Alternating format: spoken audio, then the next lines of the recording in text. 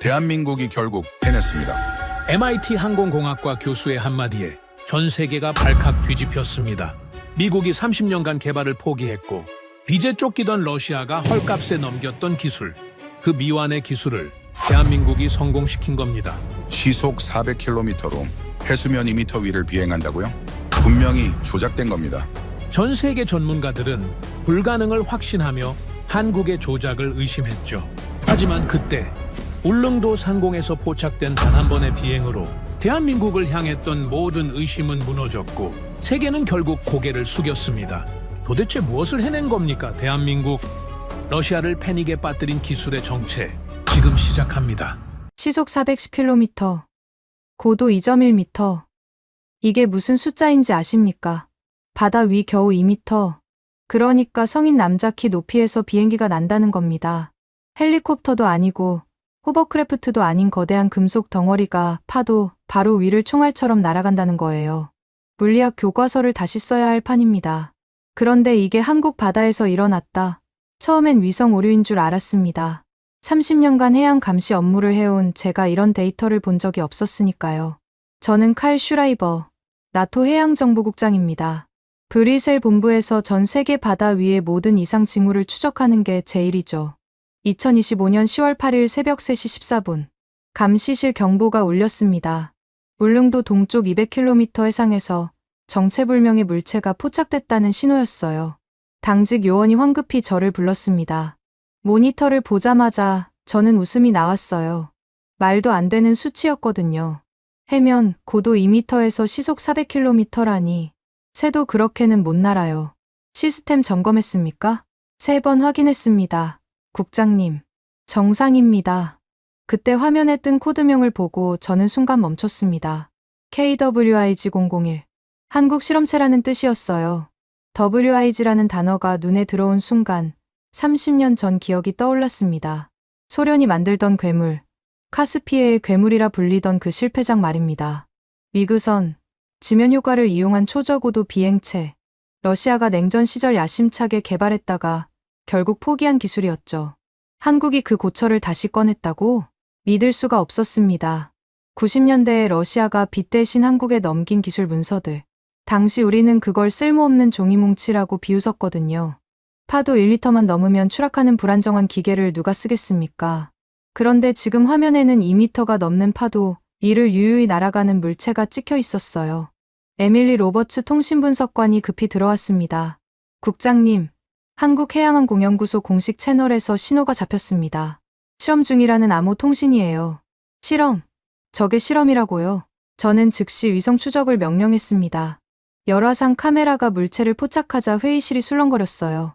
길이 70m가 넘는 거대한 비행체였습니다. 날개는 짧고 동체는 뚱뚱했어요. 비행기라기엔 너무 못생겼고 배라기엔 하늘을 날고 있었죠.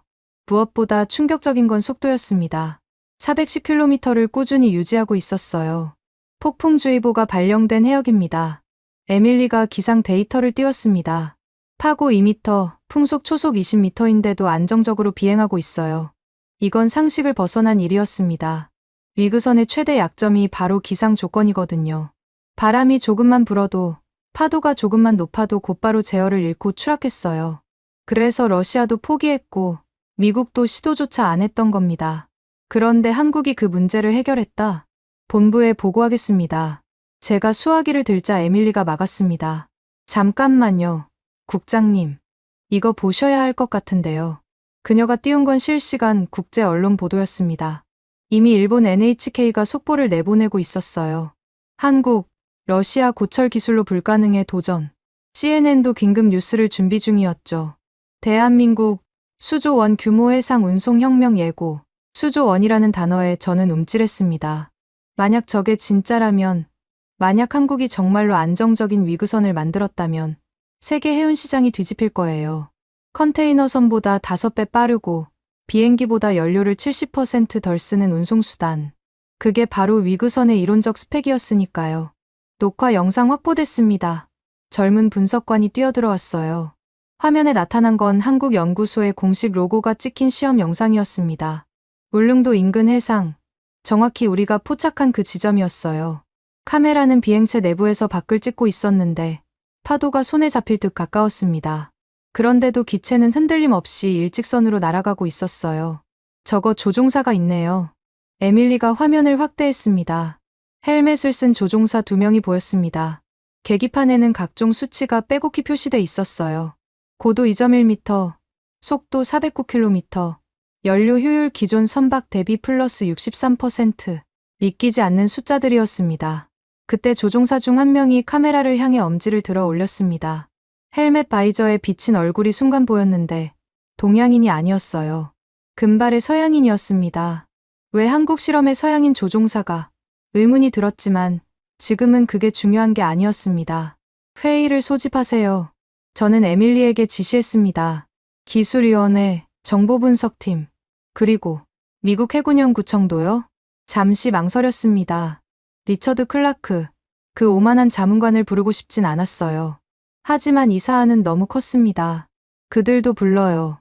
아, 그리고 일본 파견단도요. 30분 후 긴급 화상회의가 열렸습니다. 스크린에는 각국 전문가들의 얼굴이 떴어요. 그 중에서도 리처드의 비웃는 표정이 가장 먼저 눈에 들어왔습니다. 고철을 다시 주워서 날렸다고 호들갑 떨 일입니까? 슈라이버 국장? 데이터를 보고 판단하시죠. 저는 차분히 영상을 공유했습니다. 10분간 침묵이 흘렀어요. 리처드의 얼굴이 점점 굳어졌습니다. 일본 분석관 미야베가 먼저 입을 열었어요. 불가능합니다. 이론적으로 파고 2m에서 저 속도는. 그래서 지금 우리가 보고 있는 거 아닙니까? 제가 끼어들었습니다. 한국이 불가능을 가능으로 만들었어요. 조작일 수도 있습니다. 리처드가 소리쳤어요. 컴퓨터 그래픽으로. 나토 위성이 실시간으로 추적한 겁니다. 클라크 박사. 분위기가 무거워졌습니다. 만약 이게 사실이라면 미국이 주도하던 해상 패권이 흔들릴 수 있었어요. 수조 원 규모의 신규 시장을 한국이 선점한다는 것. 그것도 30년 전 러시아가 버린 기술로 말이죠. 과거 평가 보고서를 다시 봐야겠습니다. 제가 파일을 열었어요. 1996년 9월 1일자 문서. 제목은 카스피의 괴물 기술 이전 평가서였습니다.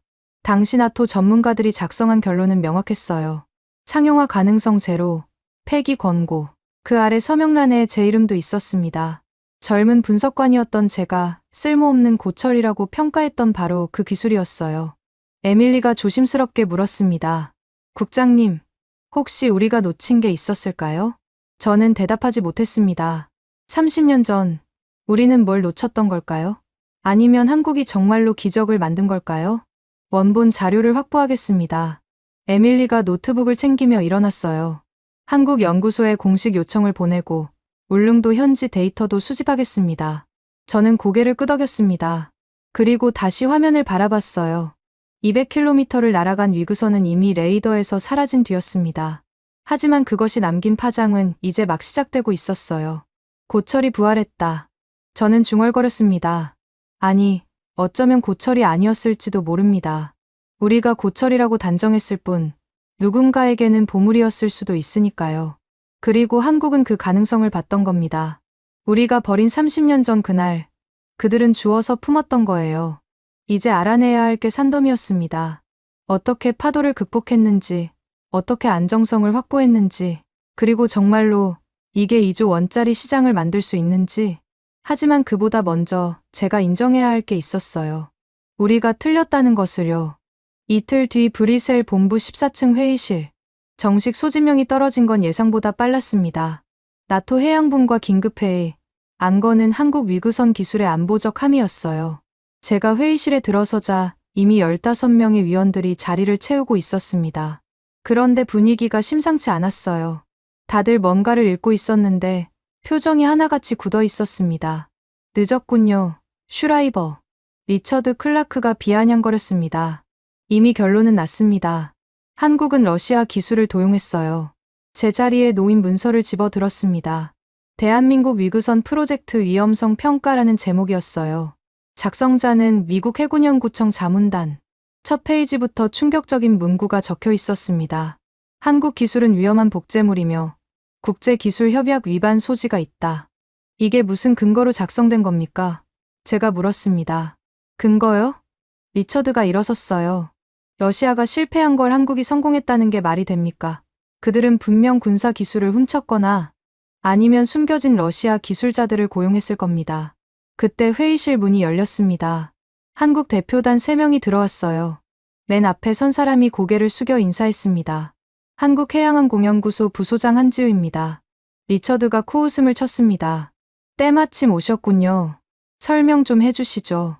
30년 묵은 고철을 어떻게 띄웠는지. 한지우 부소장이 차분히 대답했습니다. 저희는 정당하게 이전받은 기술을 개량했을 뿐입니다. 개량? 리처드가 책상을 쳤어요. 그럼 왜 지금까지 숨겼습니까? 왜 국제사회에 알리지 않고 비밀리에 실험했죠? 숨긴 게 아닙니다. 아직 완성 단계가. 거짓말. 리처드의 고함에 회의실이 얼어붙었습니다. 한국 대표단 중 한 명이 벌떡 일어났어요. 젊은 여성 연구원이었는데 눈빛이 날카로웠습니다. 무례하시군요. 증거도 없이. 증거는 있습니다. 리처드가 새 문서를 돌렸어요. 러시아 과학자 2명이 작년 한국을 방문했다는 기록입니다. 비자 목적은 기술 자문이었죠. 한지우 부소장이 한숨을 쉬었습니다. 그들은 과거 자료 해석을 도와준 것뿐입니다. 설계도가 러시아어로 되어 있었으니까요. 변명입니다. 리처드가 소리쳤어요. 당신들은 군사 무기를 만들고 있어요. 분위기가 더욱 험악해졌습니다.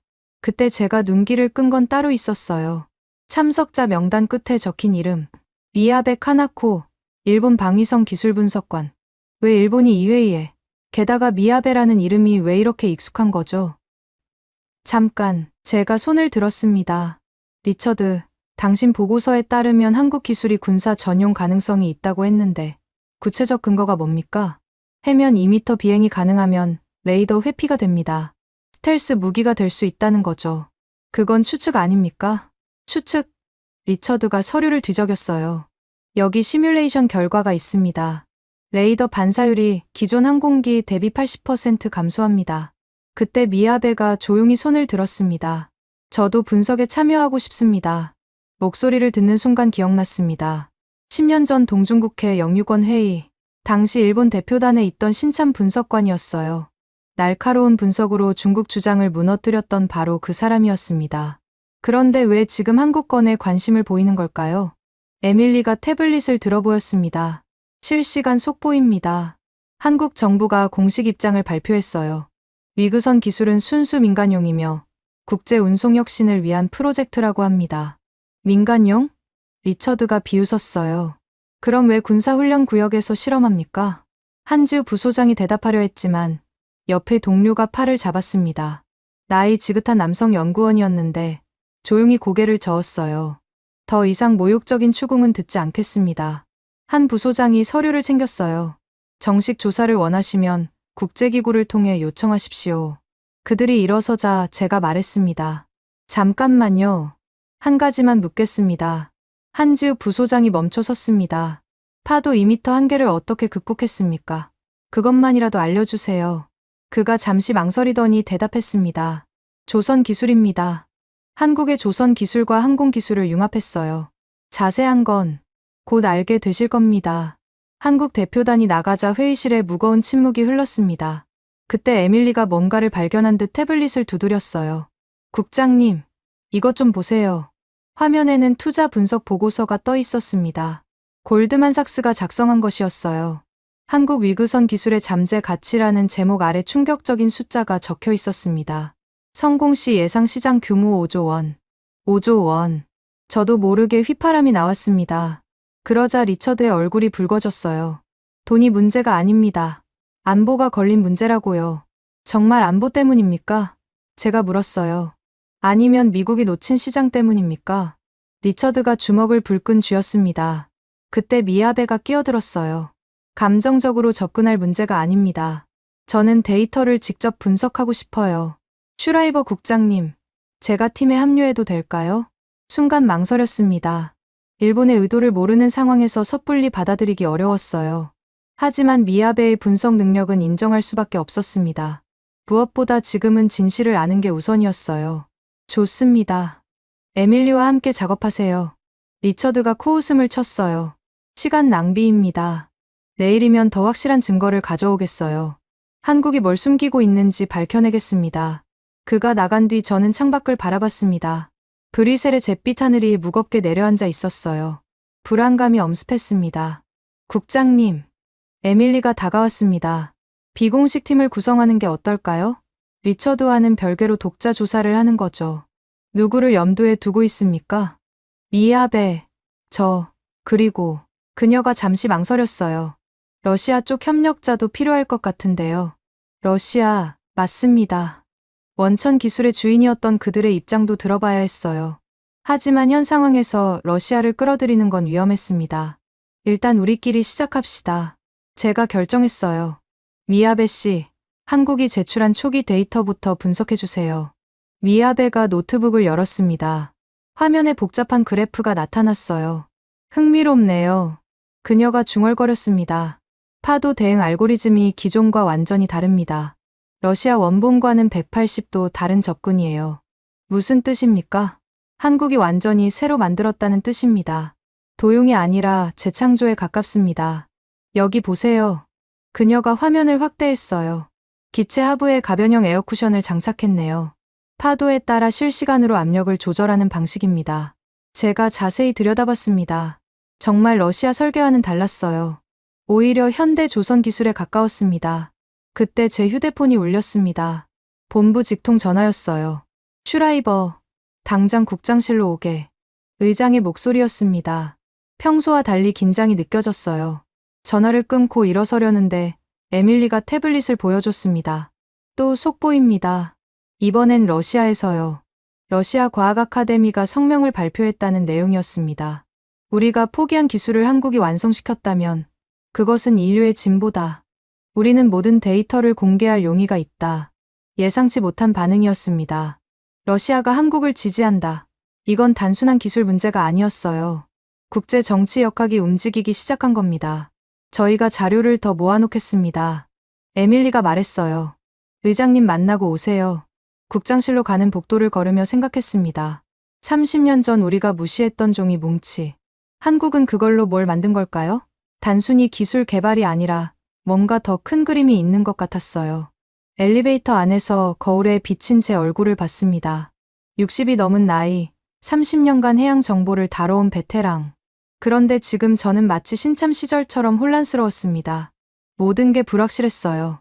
한국의 진짜 의도, 러시아의 속내, 그리고 리처드가 그토록 반대하는 이유까지. 의장실 문 앞에 섰을 때 안에서 여러 목소리가 들렸습니다. 노크를 하려는데 문득 한지우 부소장의 마지막 말이 떠올랐어요. 조선 기술과 항공 기술의 융합. 어쩌면 한국은 우리가 생각하는 것보다 훨씬 앞서 있을지도 모릅니다. 기술뿐 아니라 사고방식 자체가 말이죠. 의장실 회의가 끝나고 돌아왔을 때 분석실에는 이미 미야베와 에밀리가 작업에 몰두하고 있었습니다. 국장님, 보셔야 할 게 있습니다. 미야베가 대형 스크린에 위성 자료를 띄웠어요. 울릉도 동쪽 해역의 실시간 기상 데이터였습니다. 10월 8일 새벽, 한국이 실험을 진행한 바로 그 시간대였죠. 화면에는 붉은색 경고 표시가 가득했어요. 폭풍주의보가 발령된 상태였습니다. 미야베가 설명했어요. 풍속 초속 22m, 파고 평균 1.8m, 최대 2.3m까지 측정됐습니다. 저는 의자에 기댔습니다. 이런 조건에서 위구선을 띄웠다. 자살행위나 다름없었어요. 러시아도, 미국도 파고 1m만 넘으면 실험을 중단했거든요. 그런데 보세요. 에밀리가 다른 데이터를 겹쳐 보였습니다. 한국 위구선의 비행 궤적입니다. 놀라운 광경이었습니다. 폭풍 속에서도 비행 경로는 거의 일직선이었어요. 고도 변화도 플러스 마이너스 0.2m 이내. 이게 가능한 일입니까?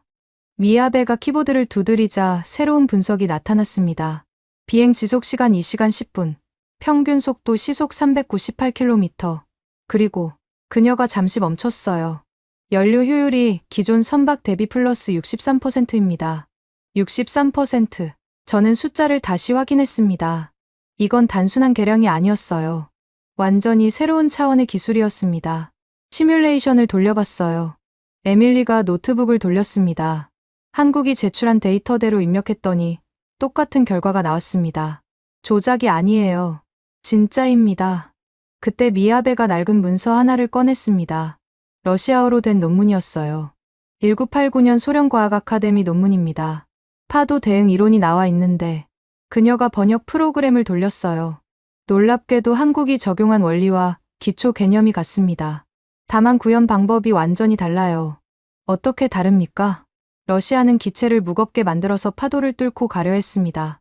반면 한국은 미야베가 새 도면을 띄웠어요. 기체 하부에 수백 개의 마이크로 센서를 달았네요. 파도를 실시간으로 읽고 그에 맞춰 비행 자세를 조정하는 방식입니다. 파도를 피하는 게 아니라 파도와 춤을 춘다. 그게 한국의 해법이었습니다. 이건 우연이 아니야. 제가 중얼거렸습니다. 30년간 준비한 거예요. 에밀리가 태블릿을 들어보였습니다. 맞습니다. 한국해양항공연구소 설립이 2010년이니까 15년 이상 연구한 거네요. 그동안 단 한 번도 국제학회에 발표하지 않았고요. 침묵 속의 혁명. 그들은 조용히 그러나 확실하게 불가능을 가능으로 만들었습니다. 그런데 왜 지금 공개한 걸까요? 국장님, 또 있습니다. 미야베가 새 파일을 열었어요. JP 모건이 어제 발표한 비용 분석 보고서예요. 화면에 복잡한 계산식이 나타났습니다. 위그선 운항 비용을 기존 컨테이너선, 항공기와 비교한 자료였어요. 컨테이너선 대비 시간은 5분의 1, 비용은 1.3배. 미야베가 요약했습니다. 항공기 대비 시간은 1.5배, 비용은 3분의 1이고요. 저는 계산기를 두드렸습니다. 이 정도 효율이면 아시아 투 유럽 항로만 해도 연간 수조 원의 물류비를 절감할 수 있었어요. 전 세계로 확대하면 가치가 최소 8조 원입니다. 에밀리가 결론을 내렸어요. 보수적으로 잡아도요. 8조 원. 한국이 30년 묵은 종이 뭉치로 만들어낸 가치였습니다. 그런데 문득 이상한 생각이 들었어요. 러시아는 왜 이 기술을 포기했을까? 단순히 기술적 한계 때문에. 미야베 씨, 러시아 원본 설계도를 볼 수 있습니까? 그녀가 스캔 파일을 열었습니다. 수백 페이지의 설계도가 화면에 펼쳐졌어요. 대부분 해독하기 어려운 전문 용어였지만 한 가지는 분명했습니다. 이건 군사용으로 설계된 거였어요. 보이시죠? 미야베가 지적했습니다. 무기 탑재 공간, 레이더 회피 설계. 러시아는 이걸 무기로 만들려 했습니다. 그래서 실패한 거군요. 제가 깨달았어요. 무기로 만들려니 너무 무거워졌고 그래서 파도를 이기지 못한 거예요. 맞습니다. 반면 한국은 처음부터 민간용으로 접근했어요. 가볍게, 효율적으로. 그때 분석실 문이 벌컥 열렸습니다. 정보부 부국장 마르코 벨라가 들어왔어요. 재미있는 걸 하고 있군요. 그가 냉소적으로 말했습니다. 하지만 이제 그만두는 게 좋을 겁니다. 무슨 뜻입니까? 리처드가 결정적 증거를 찾았어요. 내일 오전 긴급 이사회가 열립니다. 한국 프로젝트는 즉시 중단될 거예요. 마르코가 나간 뒤 우리 셋은 침묵에 빠졌습니다. 리처드가 뭘 찾은 걸까요? 계속하시죠. 미야베가 먼저 입을 열었어요. 진실은 밝혀져야 합니다. 저는 고개를 끄덕였습니다. 그리고 에밀리에게 지시했어요. 내부 회의를 요청하세요. 기술위원회 전원이요. 리처드가 뭘 들고 나오든 우리도 준비해야 합니다. 에밀리가 메일을 보내는 동안 미야베는 계속 데이터를 분석했습니다. 그때 그녀가 뭔가를 발견한 듯 화면을 확대했어요. 이상해요. 그녀가 중얼거렸습니다. 한국 실험 영상에 찍힌 조종사 중 한 명. 서양인이라고 했죠? 네, 금발이었어요. 혹시 확대해서 볼 수 있을까요? 에밀리가 영상을 다시 돌렸습니다. 정지 화면을 최대한 확대하자 헬멧 바이저에 비친 얼굴이 조금 더 선명해졌어요. 순간 저는 숨이 멎는 줄 알았습니다. 그 얼굴, 어디서 많이 본 얼굴이었어요. 아니, 정확히는 매일 거울에서 보는 얼굴과 닮았습니다. 제 아들, 알렉스와 똑같은 눈매였거든요. 국장님? 에밀리가 걱정스럽게 물었어요. 아니, 아무것도 아닙니다. 저는 재빨리 시선을 돌렸어요. 알렉스는 2년 전 연락이 끊겼습니다. 항공 엔지니어였던 그는 새로운 도전을 하겠다며 유럽을 떠났어요. 어디로 갔는지, 뭘 하는지 알려주지 않았죠. 설마 한국에, 그것도 이 프로젝트에. 국장님, 답신 왔습니다. 에밀리가 메일을 확인했어요. 내일 오전 7시 비공개 사전 회의를 하자고 합니다. 좋습니다. 저는 마음을 다잡았어요. 오늘 밤까지 가능한 모든 자료를 준비하세요. 특히 경제성 분석을 중점적으로요. 기술적 우위는요? 미야베가 물었습니다. 그것도 물론입니다. 하지만 저는 잠시 고민했어요. 결국 사람들을 움직이는 건 돈입니다. 8조 원이라는 숫자. 그게 가장 강력한 무기가 될 거예요. 밤이 깊어가는 브뤼셀. 우리 셋은 묵묵히 자료를 정리했습니다. 한국의 데이터, 러시아의 원본, 그리고 경제 분석까지. 진실의 조각들이 하나씩 맞춰지고 있었어요. 자정이 넘어서야 미야베가 노트북을 덮었습니다. 한국이 해냈네요. 그녀가 조용히 말했어요. 버려진 기술로 미래를 만들었어요. 저는 창밖을 바라봤습니다. 한국, 그 작은 나라가 세계를 놀라게 했습니다. 내일 리처드가 뭘 들고 나올지 모르지만 한 가지는 확실했어요. 진실은 결국 드러나게 되어 있다는 것. 그리고 그 진실이 때로는 우리의 오만함을 부끄럽게 만든다는 것을요. 다음 날 아침 7시, 비공개 사전회의에 모인 건 8명뿐이었습니다. 기술위원회 핵심 멤버들이 조용히 자리를 채웠는데 다들 표정이 어두웠어요. 리처드가 뭘 준비했는지 이미 소문이 돌고 있었거든요. 한국의 군사적 야심을 폭로할 결정적 증거라는 말과 함께요. 시작하죠. 제가 준비한 자료를 돌렸습니다. 리처드가 공격하기 전에 우리가 먼저 진실을 확인해야 합니다. 그때 회의실 문이 열리고 뜻밖의 인물이 들어왔어요. 나토 의장의 수석 보좌관이었습니다. 의장님이 보고 싶어 하십니다. 슈라이버 국장님. 지금 당장요. 저는 에밀리와 눈을 마주쳤습니다. 뭔가 심상치 않았어요. 의장실로 가는 복도에서 보좌관이 봉투를 건넸습니다. 먼저 읽어보시고 들어가세요. 봉투 안에는 문서 한 장이 들어있었습니다. 대한민국 위구선 프로젝트 2 군사 전용 증거라는 제목이었어요. 작성 시간은 오늘 새벽 3시 14분. 내용을 읽자마자 저는 멈춰섰습니다. 한국이 위구선에 미사일 발사대를 장착했다는 주장이었어요. 심지어 위성 사진까지 첨부되어 있었습니다. 하지만 뭔가 이상했어요. 사진의 해상도가 지나치게 낮았고 각도도 부자연스러웠습니다. 의장실에 들어서자 리처드가 이미 와 있었습니다. 득이양양한 표정으로 서 있었죠. 슈라이버, 이제 알겠습니까? 의장이 무거운 목소리로 물었어요. 한국이 우리를 속였다는 걸? 의장님, 이 보고서의 출처가 어디입니까? 그게 중요합니까? 리처드가 끼어들었어요. 증거가 여기 있는데 저는 보고서를 다시 살펴봤습니다. 그때 작은 디테일을 발견했어요. 문서 하단에 메타데이터가 살짝 보였는데 원본 작성자가 따로 있었습니다. 리처드, 이 보고서 당신이 직접 작성한 겁니까? 순간 그의 눈빛이 흔들렸어요. 물론입니다. 제가 분석한 자료를 토대로. 그럼 왜 메타데이터에는 다른 이름이 있죠? 의장이 문서를 가져가 확인했습니다. 표정이 굳어졌어요. 설명하시오, 클라크 박사. 그건 보조 연구원이 타이핑을 도와준 것뿐입니다. 바로 그때 회의실 문이 열렸습니다. 미야베가 노트북을 들고 들어왔어요. 죄송합니다. 긴급한 발견이 있어서요. 그녀가 화면을 의장 앞에 놓았습니다. 이 보고서의 원본 파일을 추적했습니다. 화면에는 복잡한 로그 기록이 나타났어요. 파일의 수정 이력이 고스란히 드러났습니다. 첫 작성은 어제 오후 6시 워싱턴 본부 서버에서였습니다. 미야베가 설명했어요. 그리고 오늘 새벽 3시 14분에 마지막 수정이 있었는데 IP 주소가 리처드 박사의 개인 노트북과 일치합니다. 그게 어쨌다는 겁니까?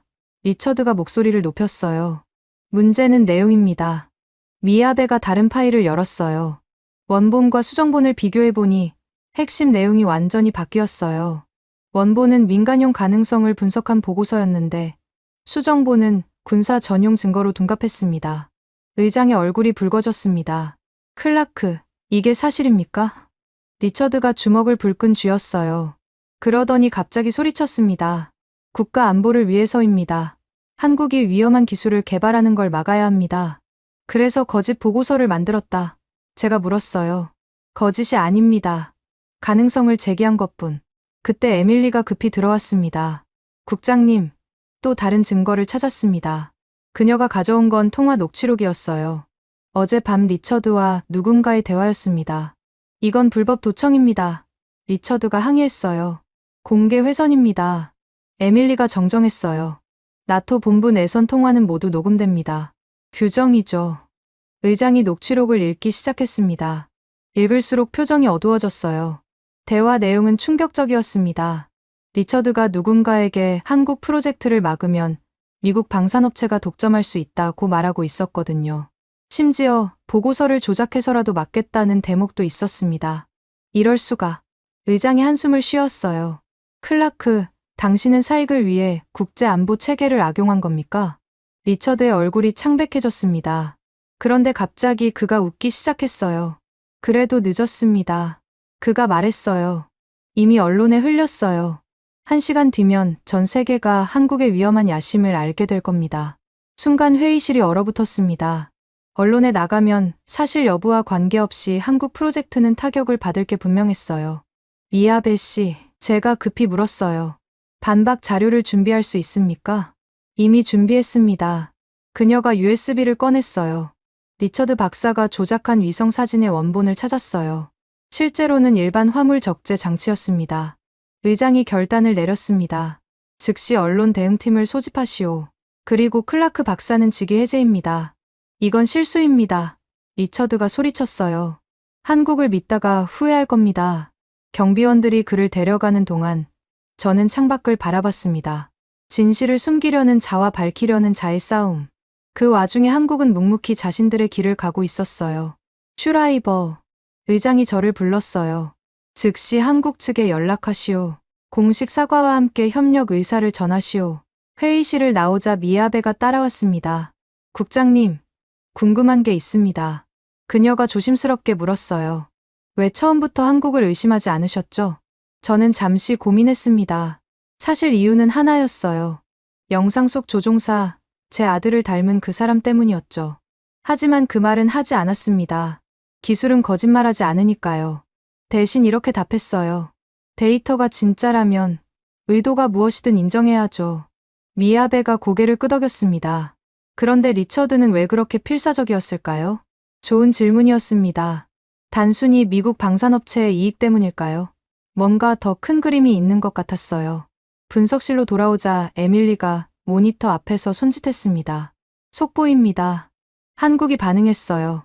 화면에는 한국해양항공연구소의 공식 성명이 떴습니다. 그런데 내용이 예상외였어요.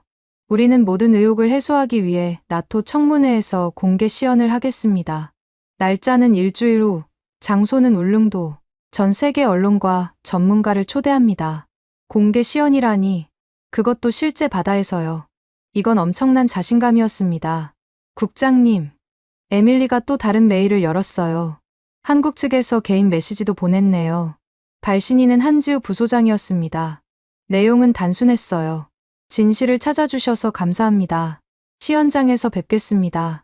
추신투 조종사 중 한 명이 국장님을 만나고 싶어 합니다. 심장이 쿵 내려앉았습니다. 조종사라면 정말 알렉스일까요? 준비하세요. 제가 팀원들에게 지시했어요. 일주일 후 울릉도로 갑니다. 그리고 저는 잠시 망설이다 덧붙였어요. 리처드의 배우를 계속 조사하세요. 이게 끝이 아닌 것 같습니다. 밤이 되자 저는 혼자 사무실에 남았습니다. 책상 서랍에서 오래된 사진을 꺼냈어요. 2년 전 알렉스와 찍은 마지막 사진이었죠. 아버지, 저는 제 길을 가야 해요. 떠나던 날 그가 했던 말이 떠올랐습니다. 그때는 이해하지 못했는데 이제 조금 알 것 같았어요. 아들은 과거의 실패를 미래의 성공으로 바꾸는 일에 참여하고 있었던 겁니다. 일주일 후면 모든 게 밝혀지겠죠. 한국의 진짜 기술력, 그리고 어쩌면 제 아들의 선택도요. 일주일 후, 나토 청문회장. 브뤼셀 본부 대강당에는 300명이 넘는 사람들이 모였습니다. 나토 회원국 대표들, 국제 언론, 그리고 각국 전문가들까지 모두가 한국의 시연을 기다리고 있었어요. 대형 스크린 3개가 정면에 설치되어 있었고 울릉도 현장과 실시간으로 연결되어 있었습니다. 연결 상태 확인됐습니다. 기술팀이 보고했어요. 저는 맨 앞줄에 앉아 있었습니다. 옆에는 미야베와 에밀리가 있었죠. 그런데 리처드의 빈자리가 눈에 띄었어요. 직위 해제 후 그는 미국으로 돌아갔다고 들었습니다. 오전 10시 정각. 스크린이 밝아지면서 울릉도가 보였습니다. 안녕하십니까. 한지우 부소장이 화면에 나타났어요. 대한민국 해양항공연구소입니다. 지금부터 위그선 KWIG 001호의 실제 비행을 보여드리겠습니다. 카메라가 이동하자 거대한 비행체가 보였습니다. 길이 72m, 폭 40m의 거대한 금속 덩어리였어요. 일반 비행기와 달리 날개는 짧고 몸체는 뚱뚱했습니다. 마치 고래가 날개를 단 것 같았어요. 현재 기상 상황을 보여드리겠습니다. 다른 화면에 기상 데이터가 떴습니다. 순간 청중석이 술렁거렸어요. 풍속 초속 25m, 파고 2.5m, 폭풍 경보가 발령된 상태였습니다. 나토 의장이 마이크를 잡았습니다. 한 부소장, 이런 날씨에 비행이 가능합니까? 그것을 증명하려고 합니다. 한지우가 답했어요. 사실 저희는 더 나쁜 조건도 테스트했습니다. 파고 3m까지요. 3m. 저도 놀랐습니다. 그건 이론적으로 불가능한 수치였어요. 조종사를 소개하겠습니다. 카메라가 다시 이동했어요. 2명의 조종사가 비행체로 걸어갔습니다. 헬멧을 쓰고 있어서 얼굴은 보이지 않았지만 한 명은 동양인, 한 명은 서양인 체격이었어요. 그들이 탑승하자 엔진음이 울려 퍼졌습니다. 이도윤 기장입니다. 무선 음성이 들렸어요. 부조종사는 알렉스 슈라이버입니다. 청중석이 웅성거렸습니다.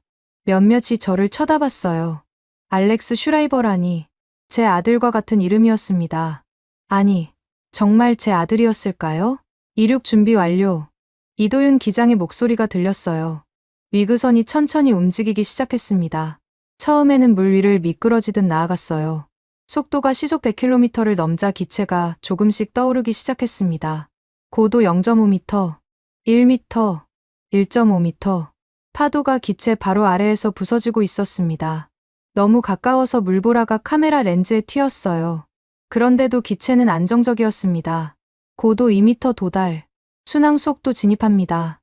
속도계가 올라가기 시작했어요. 200, 300, 400km. 믿기지 않는 속도였습니다. 그런데 더 놀라운 건 기체의 안정성이었어요. 2m 높이의 거대한 파도가 치솟아도 위그선은 유연하게 피해갔습니다. 지금 보시는 게 핵심 기술입니다. 한지우가 설명했어요. 기체 하부에 장착된 500개의 센서가 실시간으로 파도를 읽습니다. 그리고 인공지능이 1000분의 1초 단위로 비행 자세를 조정하죠. 화면이 분할되어 센서 데이터가 나타났습니다. 파도의 높이와 방향을 예측하는 복잡한 그래프였어요. 마치 기체가 파도와 춤을 추는 것 같았습니다. 이제 극한 테스트를 시작합니다. 이도윤 기장이 말했어요. 위그선이 방향을 틀었습니다. 정면으로 거대한 파도가 밀려오고 있었어요. 3m는 넘어 보였습니다. 청중석에서 비명소리가 들렸어요. 그런데 놀라운 일이 벌어졌습니다. 위그선이 파도 직전에 살짝 기술을 들더니 파도의 경사면을 타고 올라갔어요. 정확히 파도 꼭대기에서 고도를 회복하고는 반대편으로 부드럽게 내려왔습니다. 박수가 터져 나왔습니다. 저도 모르게 손뼉을 쳤어요. 연료 효율 데이터입니다.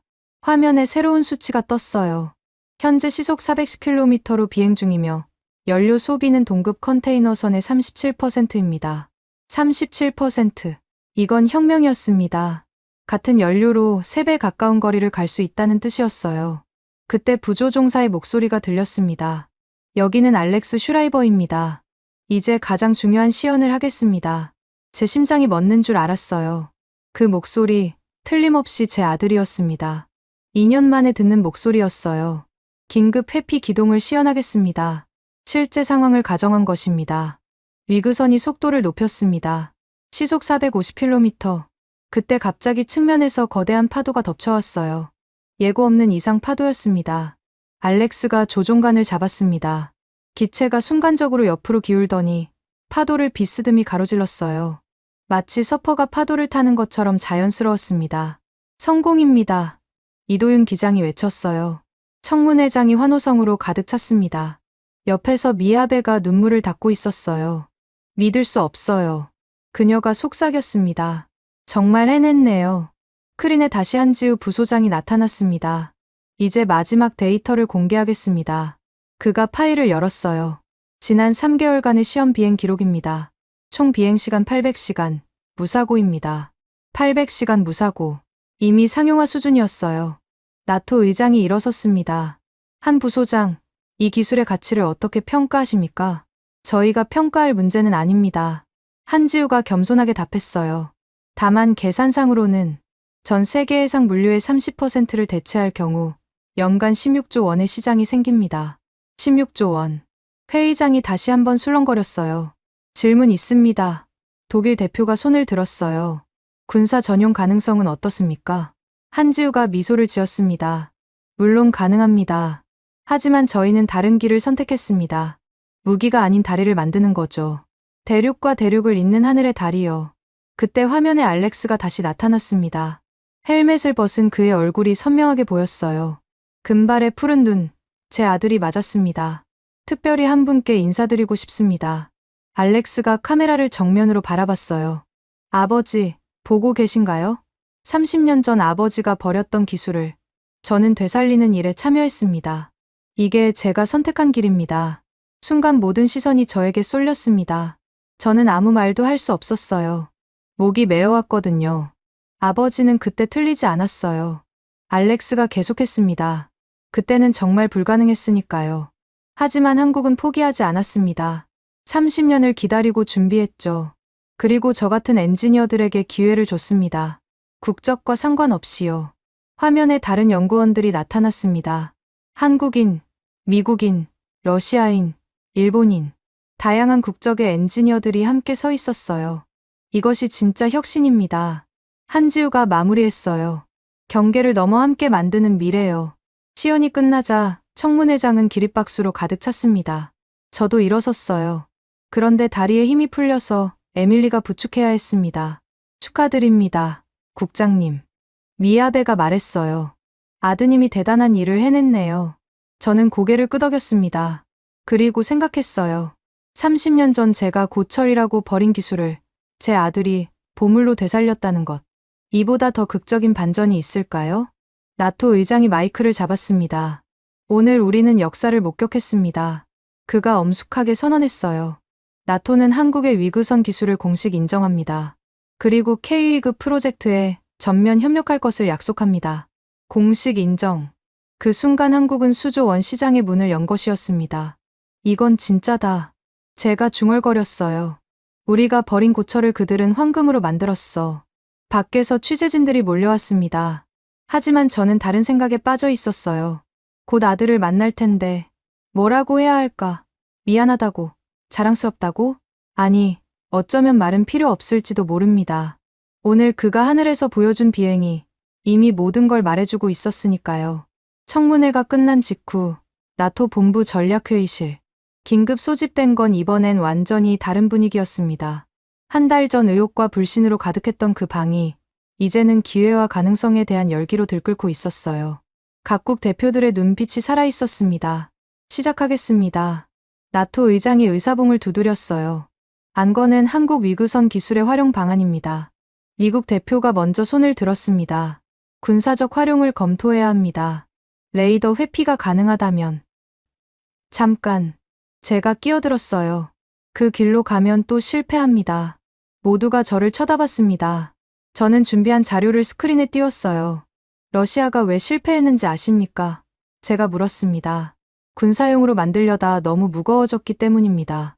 한국이 성공한 이유는 처음부터 민간용으로 접근했기 때문이죠. 프랑스 대표가 고개를 끄덕였습니다. 슈라이버 국장 말이 맞습니다. 이건 무기가 아니라 다리로 써야 합니다. 다리요? 영국 대표가 의아해했어요.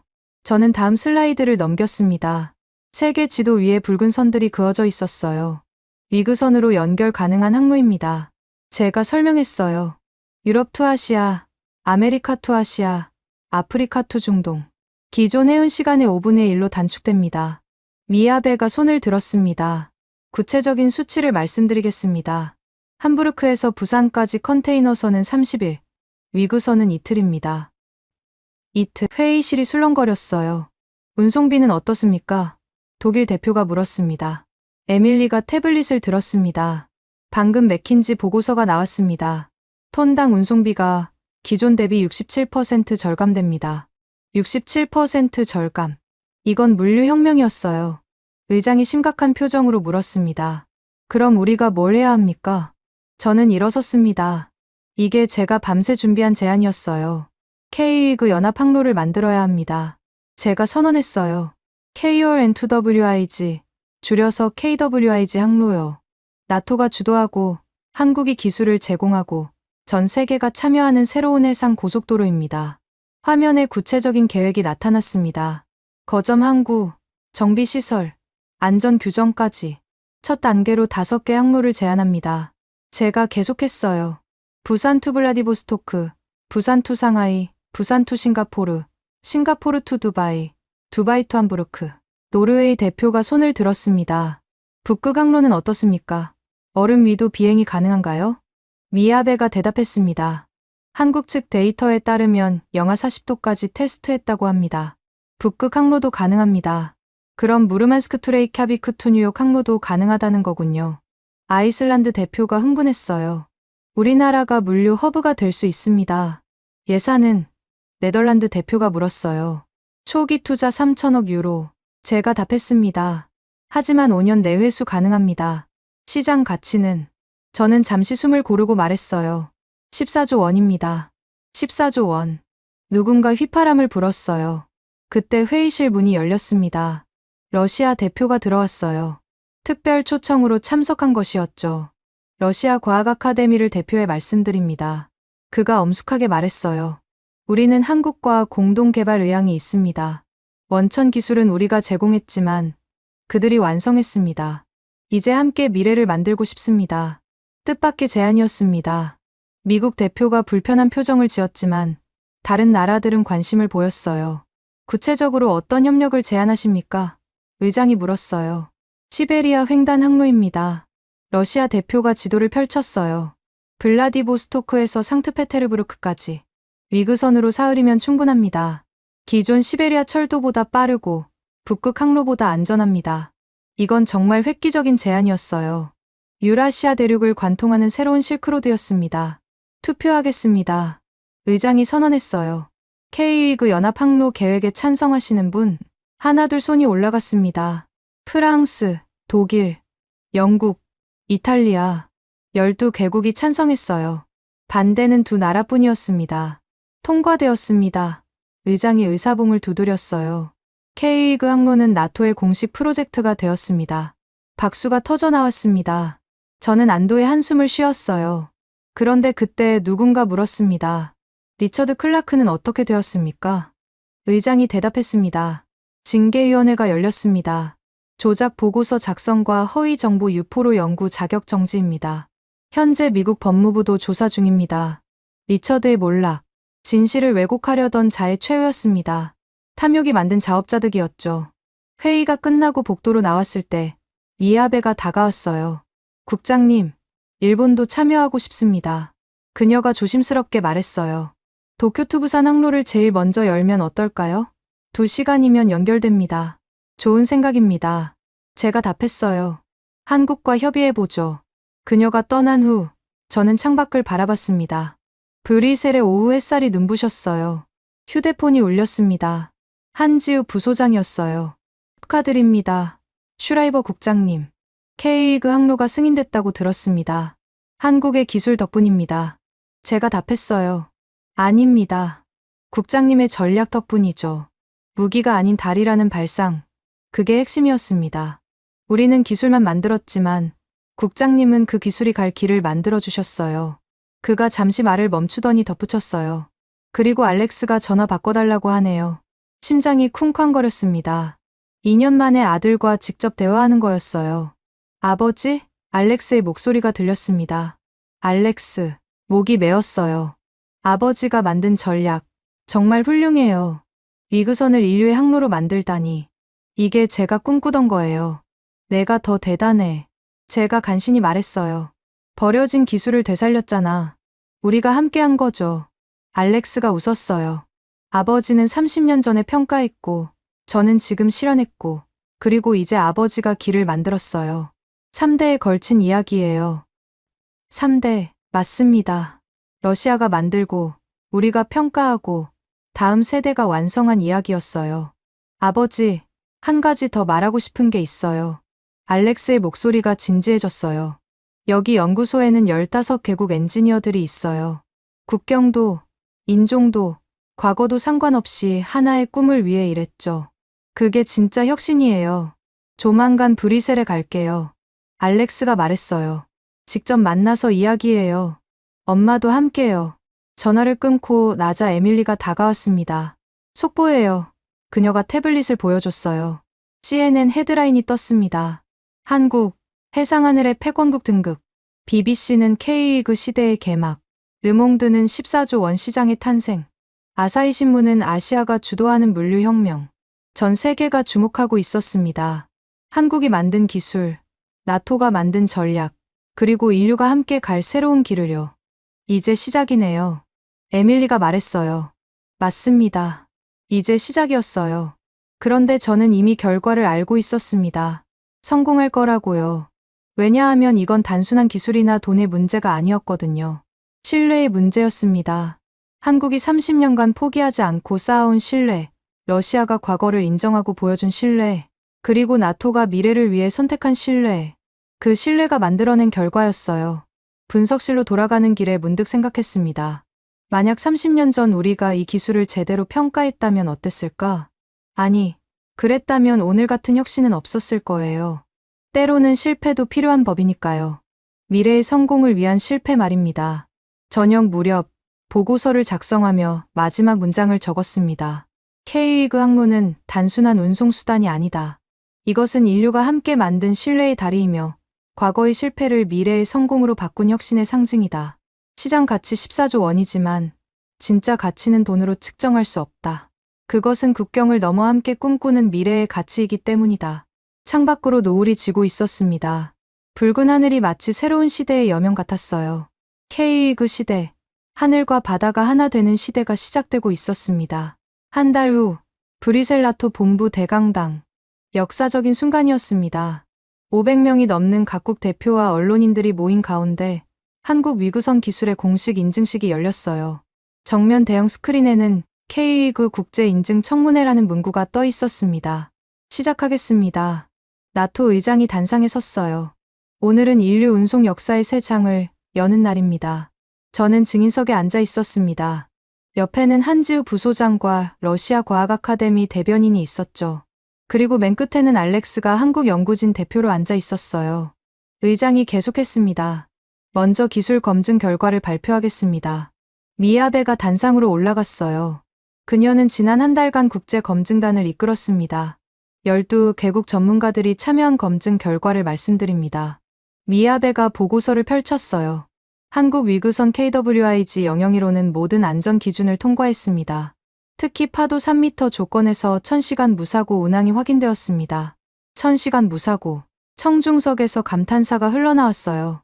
경제성 평가입니다. 미야베가 다음 슬라이드를 띄웠어요. 운송 비용 절감률 68%, 시간 단축률 80%, 그리고 그녀가 잠시 숨을 고르더니 선언했습니다. 예상 시장 가치 16조 원. 16조 원. 순간 대강당이 술렁거렸습니다. 청중석 앞줄에 앉은 투자은행 관계자들이 급히 휴대폰을 꺼내 메시지를 보내기 시작했어요. 그때 러시아 대변인이 일어섰어요.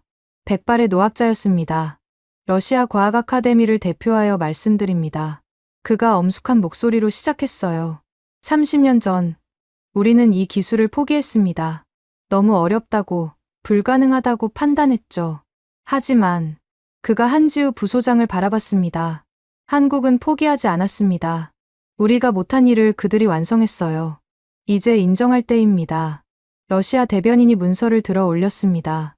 러시아 투 나토 공동성명문입니다. 한국의 위그선 기술은 해면 비행 기술의 정점이며 그 인류적 가치를 인정한다. 박수가 터져 나왔습니다. 몇몇 러시아 과학자들이 눈물을 닦고 있었어요. 자신들이 만든 기술이 드디어 빛을 본 순간이었으니까요. 의장이 다시 마이크를 잡았습니다. 이제 공식 인증서를 수여하겠습니다. 한지우 부소장이 단상으로 올라갔어요. 의장이 인증서를 건넸습니다. 인증번호 KWIG001. 의장이 낭독했어요. 대한민국은 세계 최초로 위그선 상용화에 성공한 국가로 인증합니다. 순간 대강당 전체가 일어섰습니다. 기립박수가 끝없이 이어졌어요. 한국 연구진들이 서로 껴안고 있었고 몇몇은 울고 있었습니다. 청중석 곳곳에서 휴대폰 플래시가 터졌고 언론사 카메라들이 이 역사적 순간을 담기 위해 바쁘게 움직였어요. 잠깐! 누군가 외쳤어요. 모두가 돌아봤습니다. 청중석 뒤편에 서 있던 사람은 리처드 클라크였습니다. 해임된 그가 왜 여기에? 이건 실수입니다. 리처드가 소리쳤어요. 한국이 군사 기술을 숨기고 있어요. 경비원들이 다가가려 하자 의장이 손을 들어 제지했습니다. 클라크 박사, 당신은 이미 해임되었습니다. 증거가 있어요. 리처드가 USB를 흔들었어요. 한국이 비밀리에. 그때 알렉스가 일어났습니다. 리처드 클라크. 알렉스가 차분하게 말했어요. 당신이 왜 그렇게 필사적인지 압니다. 당신이 투자한 미국 방산업체가 위그선 때문에 수조 원의 손실을 볼 거니까요.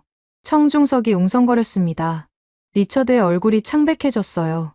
알렉스가 자료를 스크린에 띄웠습니다. 당신의 주식 거래 내역입니다. 한국 프로젝트를 방해하면서 동시에 경쟁사 주식을 사들였죠. 리처드가 비틀거렸습니다. 완벽한 증거였어요. 이제 됐습니다. 의장이 단호하게 말했어요. 경비, 그를 데려가시오.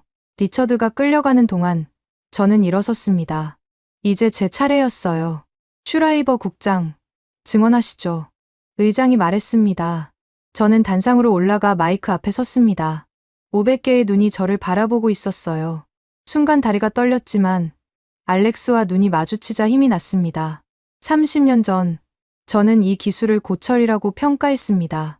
제가 시작했어요. 쓸모없다고, 불가능하다고 단정했죠. 그게 제 인생 최대의 실수였습니다. 청중석이 조용해졌습니다. 몇몇 노년의 엔지니어들이 고개를 끄덕이고 있었어요. 그들도 비슷한 실수를 했던 사람들이었죠. 하지만 한국은 달랐습니다. 제가 계속했어요. 그들은 고철을 보물로 봤어요. 불가능을 가능성으로 봤죠. 그리고 30년을 투자했습니다. 묵묵히, 끈질기게. 저는 알렉스를 바라봤습니다. 그리고 제 아들은 그 꿈에 동참했습니다. 국적도, 과거도 상관없이 오직 미래를 위해서요.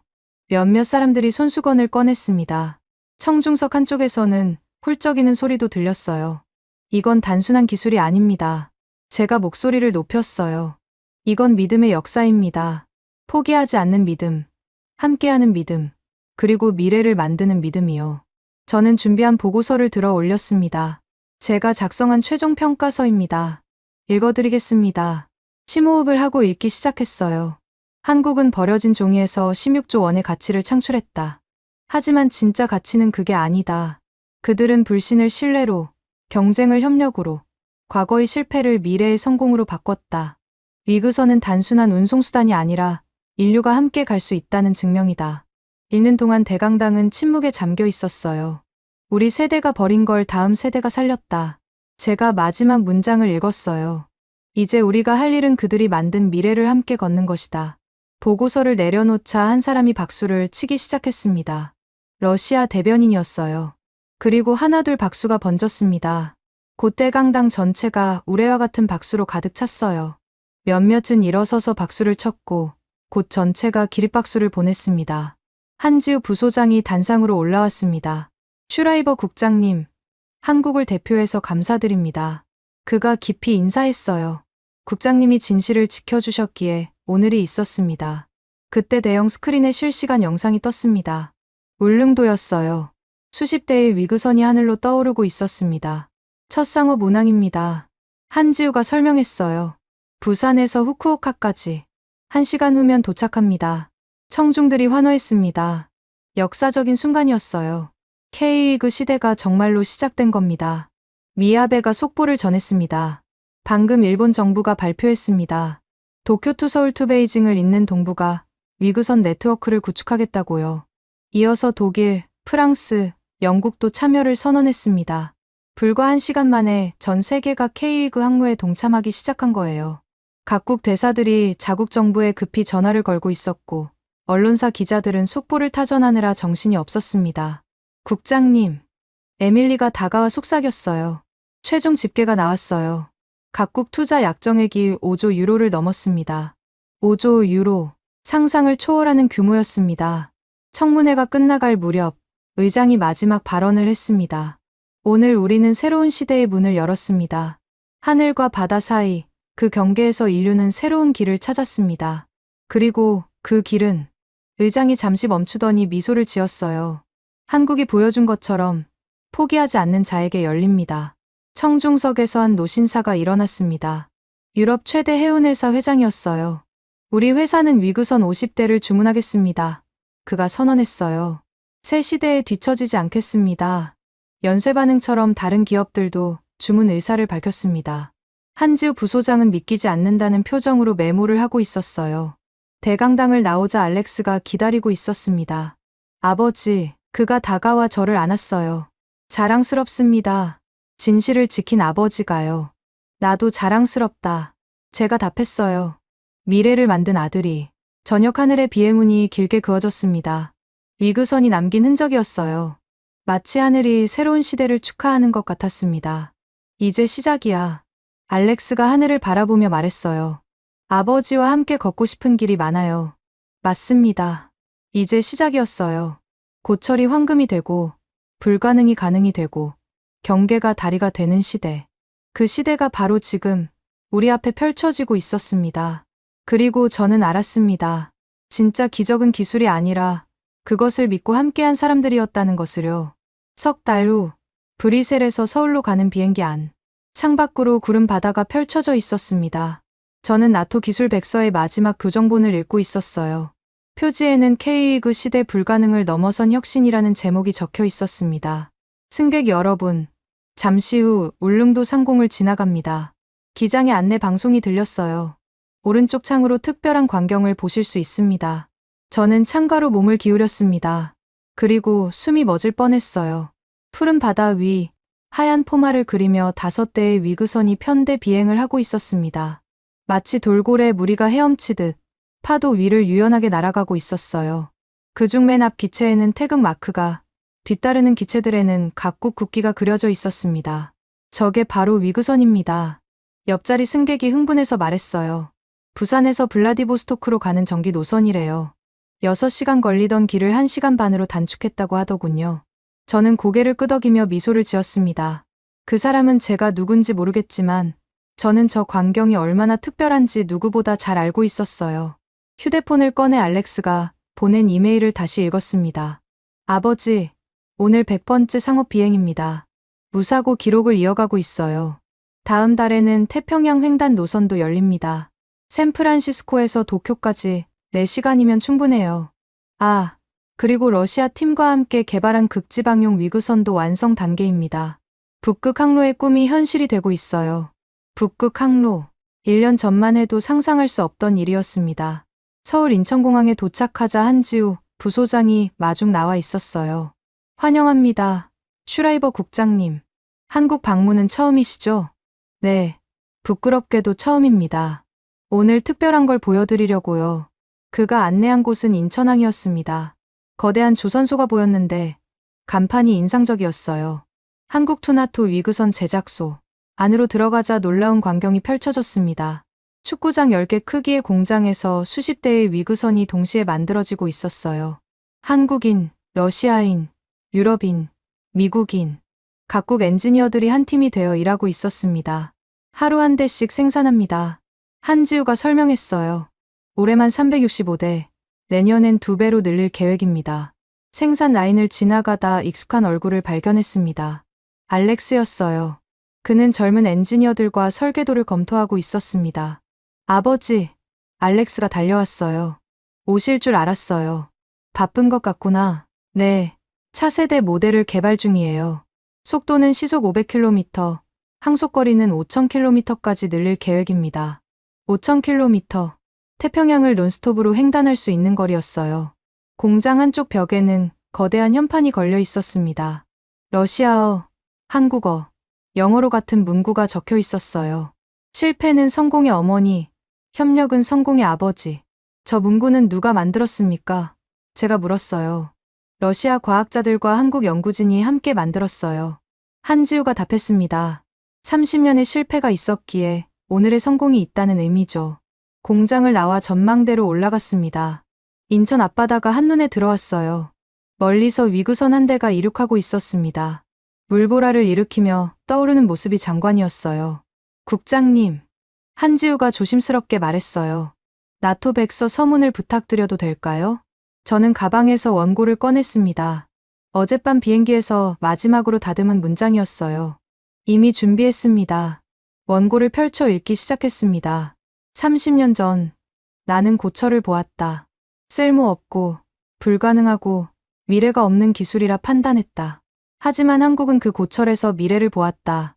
그들은 묵묵히 기다렸고, 끈질기게 연구했고, 마침내 불가능을 가능으로 바꿨다. 한지우와 알렉스가 귀를 기울이고 있었어요.